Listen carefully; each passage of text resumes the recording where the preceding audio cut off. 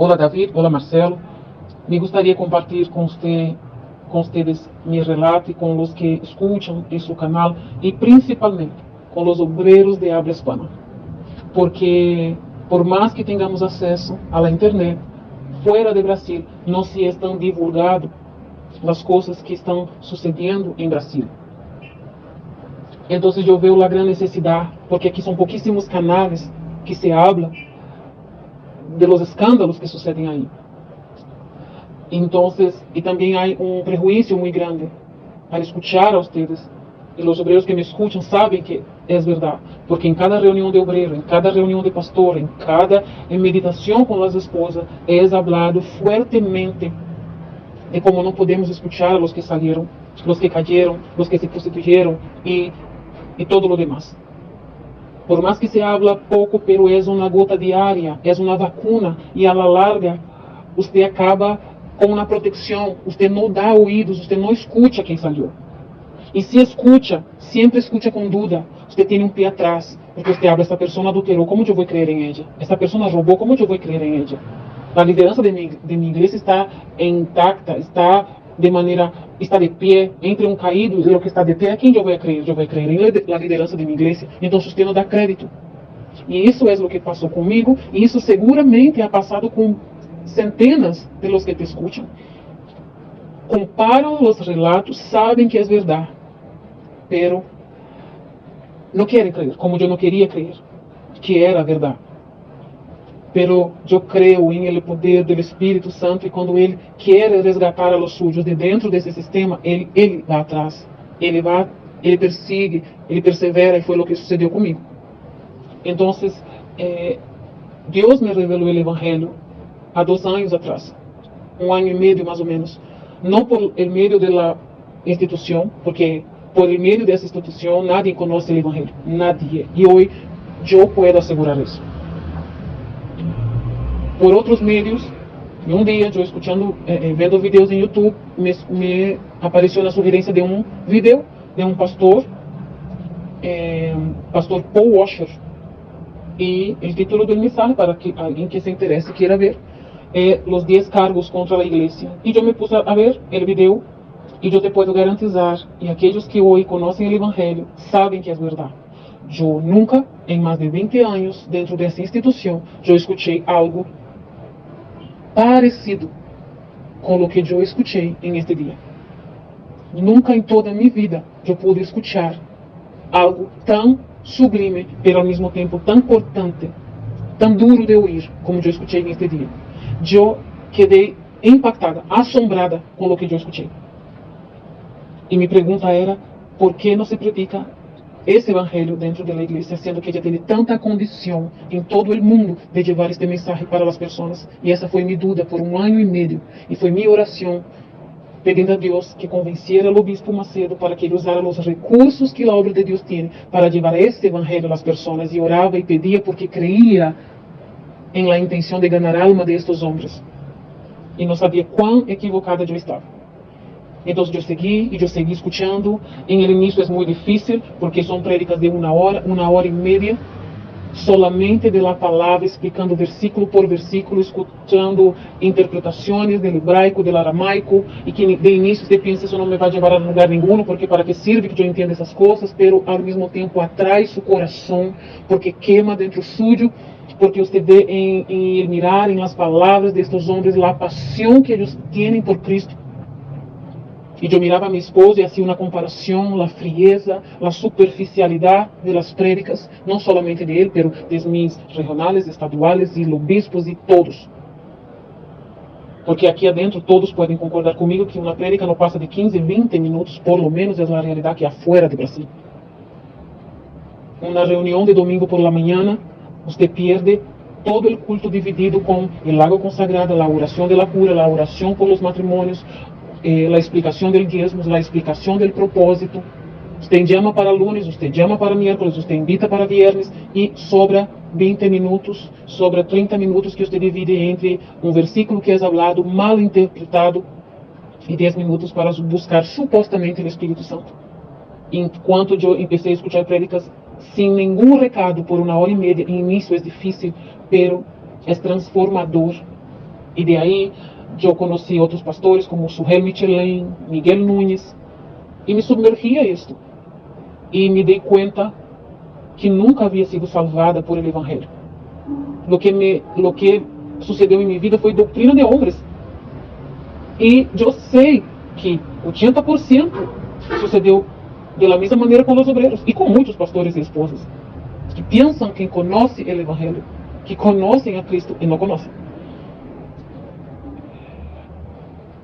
Pero como eu disse, eu orava para que Deus tocasse no coração do obispo, para que ele pudesse usar os meios, a riqueza que a igreja tem para predicar este evangelho, hasta que eu comecei a conhecer seu canal, e o canal de Marcelo Roque.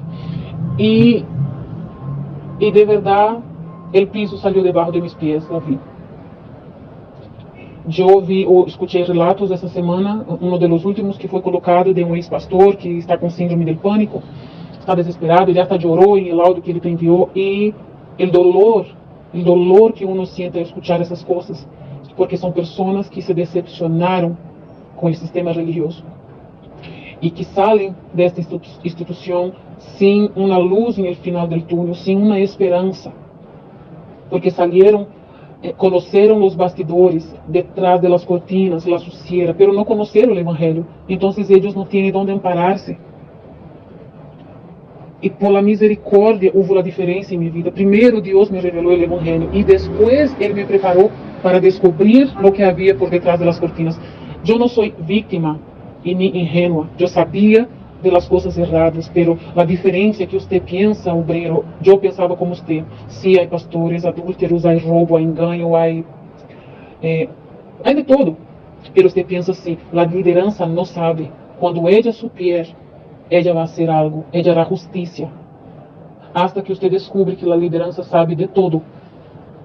E aqueles que convêm, eles aplicam a disciplina. Pero aqueles que arrecaudam muito, traem muito dinheiro para a igreja, para eles não há disciplina. Há uma disciplina para enganar-nos, pero não há uma disciplina verdadeira. E todos que me escutam podem confirmar isso. Salvo algumas pessoas que o escândalo foi tão grande e tão explícito que não havia outra. Havia que sacá-los, porque se los mantém, mostraria sua cumplicidade. Como o caso de Romualdo, quizás, não? Pero o tema é que eu descobri seu canal, comecei a ver os vídeos. E muitos podem dizer, não é verdade, não é verdade o que está falando, pero me escandalizei. O piso saiu de debaixo de meus pés, de histórias que relatavam do país que estou, de adultério, de esposas do obispo com outros obispos em meu país, e eu não sabia. Casos graves que sucederam com obispos que já foram mil regionais quando eu cheguei na igreja, e eu não sabia. Então, ao ver os vídeos, eu quedei em choque. Me impactou, pero consegui entender porque está escrito que os escândalos vendriam. Pero este vídeo que você hizo esta semana com o Ricardo Costa e o licenciado Francisco Tenório foi um abrir de olhos completamente. Eu já traía minhas dúvidas quando você colocava aqui, quando você falava que o obispo era um empresário, um banqueiro e com hechos, com provas. Aún eu tinha a resistência de crer, sabia que era verdade, pero eu pensava que tinha uma boa intenção, eu não sei qual, pero é duro você encarar a verdade. É duro você encarar que você foi enganada tantos anos. Então, me hacía um pouco resistente crer. Pero esta live que você hizo, quando você colocou o link ali, para que quem queira, por sua própria conta, uno mesmo entre e veja se é verdade ou não. Eu mesmo fui em meu computador, entrei no link, coloquei já o nome do proprietário, Edir Bezerra Macedo. E quando saiu a propriedade que ele tem, o valor da compra, e você e o licenciado comentavam quem são os outros proprietários deste prédio, deste edifício. Para mim foi como se o piso tivesse saído debaixo de meus pés. Porque Eu creía em lo que ele dizia, que ele não tinha nada. Como muitos obreiros, eu sei, vou ser patética para muitos, pero repito, eu saí de Brasil, nunca hice a obra em Brasil, não sei o que é fazer a obra aí, estou afuera desde que entrei na obra. E aqui é muito diferente de Brasil. Há escândalos, há todo o que há aí, pero é diferente as notícias. Aqui chega lo que pouca coisa, não chega muita coisa. E uno não está metido na internet para estar pesquisando e tudo. Pero hoje eu me dou conta que pelos comentários muitos também te escutam, pero nadie comenta com nadie por ser um país pequeno. Então, quando eu hice minha búsqueda e eu vi o valor deste departamento, que é um dentre muitos que ele tem em Estados Unidos, fora hay, e 9 milhões de dólares em 2016. Hoje, obreiro, está evaluado este departamento em mais ou menos 15 milhões de dólares. Em Brasil, isso seria como, por el câmbio, mais ou menos 75 milhões de dólares, que está em seu nome personal. Um departamento de luxo, de príncipe, que ele desfruta com sua família. Então, em este momento, de verdade, tive que respirar, porque é difícil encarar a verdade.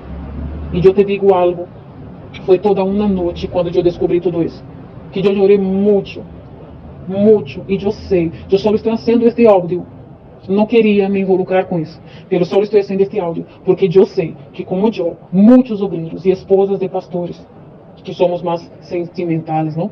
Muitos, quando também descobriram, o piso saiu debaixo de seus pés. A tristeza por você ter creído que você ia morrer em el altar sem nada, porque eles também não tinham nada. E por isso você não tem nada que garantisse seu futuro. Você quedou como eu, desesperada, porque a primeira coisa que vem na cabeça é o desespero. Eu nunca entreguei carros e casas, porque eu entrei muito jovem na obra, então eu não tinha, pero sempre entregando todo o sueldo nas campanhas de Israel, vendendo roupas, teléfonos, computadoras. Então, eu creio que se eu tivesse carro e casa, eu também daria, como o obreiro, que já entregou muitíssimos bens para esta obra. E a verdade é a seguinte: sim, ela funciona, mas não para você e não para mim. Porque quando eles usavam, entrega su todo porque Deus te vai dar e vai realizar seus sonhos, te vai ter carro e casa, não é seu sonho que vai ser realizado, é o sonho de Ele, porque em la vida dele se cumpriu o que ele disse. Ele é milionário. Ele tem um departamento de 15 milhões de dólares, aparte de los carros, de los relojes que ele tem, aparte de onde ele come, fora as empresas, fora todo o que ele possui. A Hogueira Santa funciona para ele. É verdade. E eu te digo algo, outra se acerca. A campanha do diezmo já está, já vai começar a ser predicada, porque a direção já chegou. Como será? E será todo o mês de junho. Já foi avisado, pastores, a campanha do diezmo é todo o mês de junho. Vamos a juntar junho e julho. A campanha será os 2 meses. E você vai entregar todo, você vai sair a vender, você vai entregar o pouco que você tem, o que você logrou de enero hasta aqui, para realizar os sonhos de eles. E eu não te digo estando afuera, estou adentro. Não haga isso. Pida a Deus que te libere deste engano. Pida a Deus que, sim, agora sim, que arrebente com as cadenas de esclavitud que você tem. E não haga mais. Porque é para sostener o luxo que estes homens vivem. Uma pequena parte da cúpula, do grupo. Não são todos. Todos sabem. Pero quem desfruta são poucos. Os outros, o que conseguem, não sei se é ilicitamente. Pero entre o grupito, eles têm muito dinheiro. E o que eu pensava, tenho familiares que entregaram carro de paquete.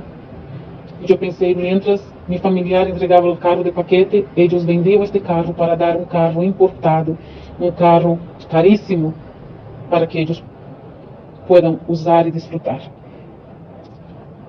Então, é difícil você encarar, você dar de frente com a verdade, como foi difícil para mim. pelo mi recado, pelo mi consejo que eu hago para você, lo que me sustuvo, lo que me deu fuerzas para suportar, descobrir todo isso, porque é duro. Porque lo que yo di para Dios en esta noche fue, Señor, si tú me diera el derecho de quitarme la vida y ser salva, yo me quitaría la vida. Yo me quitaría la vida porque es insoportable usted creer que usted fue engañada por tantos años, por personas que usted admiraba, creía, veía como hombre de Dios y mujer de Dios y no lo son. Son lobos que querem arrancar, destruir todo lo que la oveja tiene. Ellos vão sacar su lana, su leche, su sangre e te vão a sacrificar para satisfazer su vida de lujo. E quando você não servir mais, te vão echar fuera. E eu me imagino que há muitos pastores e obispos que sabem disso e por isso estão buscando su maneira de guardar su dinheiro.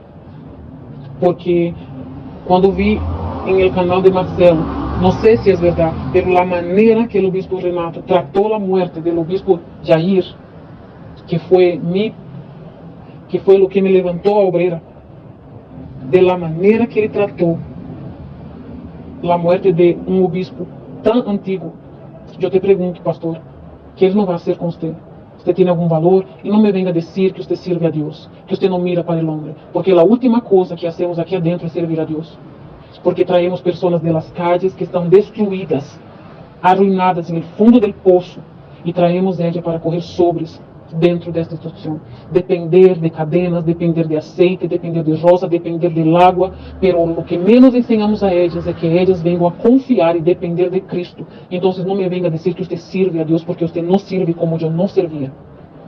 Obreiro, você também pode dizer, pero eu vou mirar a Deus, não vou mirar o homem. Repito, você vai, evangeliza alguém na calle, você la orienta com a verdade, pero quando você coloca ela sentada na banca, no banco da igreja, não te corresponde mais. Ela vai escutar a prédica do engano do pastor, e você não vai poder fazer nada, pero a culpa também é sua, porque você traz esta pessoa para ser doutrinada por homens. Nadie aqui é inocente. Nadie. Então, você que está desesperado, não sabe o que fazer, busque por você mesmo. Busque em el buscador aí, perdão a redundância, pero ponga aí que é o evangelho da prosperidade. Como actuam os falsos maestros? E você vai descobrir onde você está. Uma secta. Busque que é o evangelho de Cristo. E você vai ver. Busque predicações do pastor John MacArthur. Busque, compare.